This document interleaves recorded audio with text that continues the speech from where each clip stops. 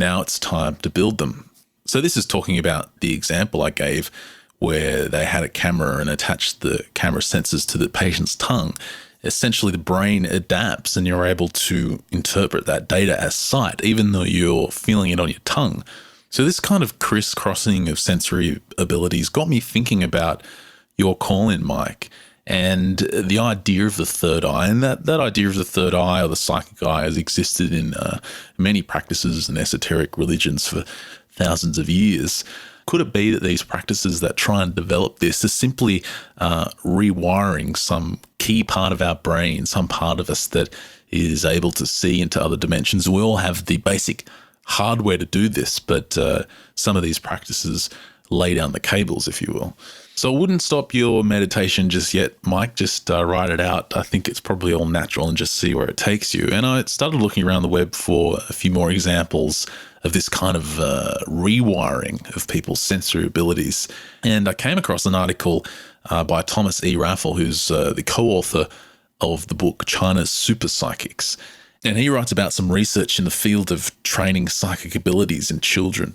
He writes that in March of 1992, 7 Hangzhou University researchers did a 6-month experimental study of training school children to read with the ear, basically develop visual perception through body parts other than the eye.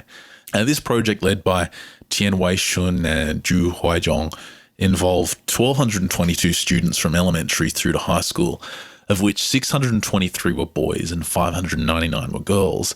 The training method involved introducing the concept of reading with the ear and instructing them to clear their heads and concentrate. They then checked the children's abilities in tests proctored by their school teachers.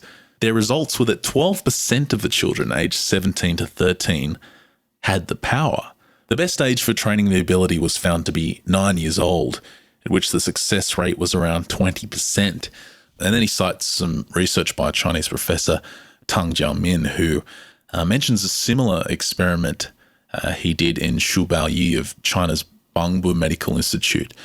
This study worked with 1,388 teenagers and found that 180 of them were able to see without their eyes. The largest number of successful subjects was found at age 12, while the fewest were over 16.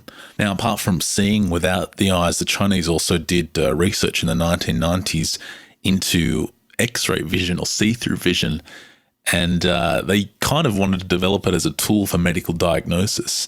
And back when I was studying Chinese medicine, that was a theme that kind of popped up in research every now and then, is that the ancient medical doctors had these abilities. Like, they had the ability to essentially see the sick part in people's bodies. They could diagnose just by looking at the patient.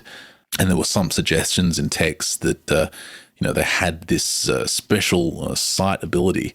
The Xinjiang People's Liberation Army Hospital did 117 tests of children's abilities to perform such medical diagnosis.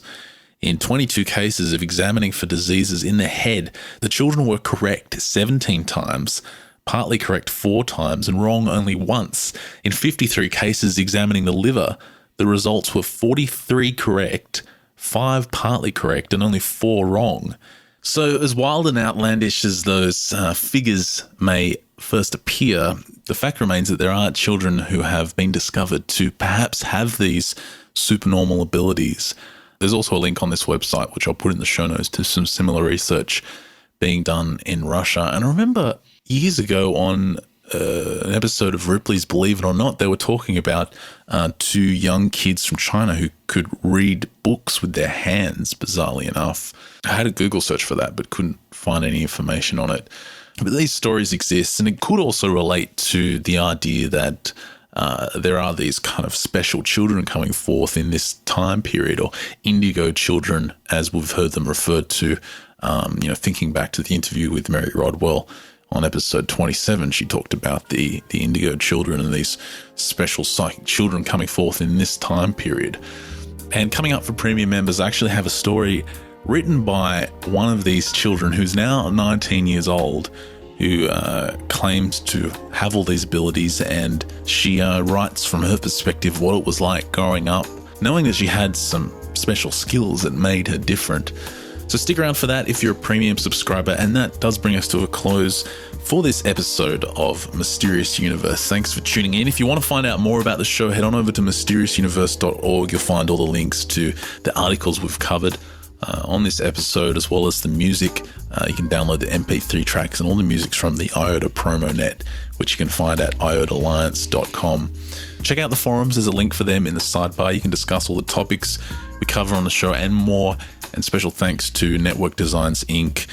For hosting the forums. They're in ISP in California. You can find them at networkdesignsinc.com. Now, we're into April already, so that means a new month and time to vote again on Podcast Alley. Last month was just absolutely incredible. We hit number 4, I think, right towards the last days of March. And I was just completely blown away by the response from you guys and the amount of people that voted. To be up there with some of those top shows in that list is pretty incredible, and I'm pretty chuffed to see us up there. So thanks to everyone that's voted. If we can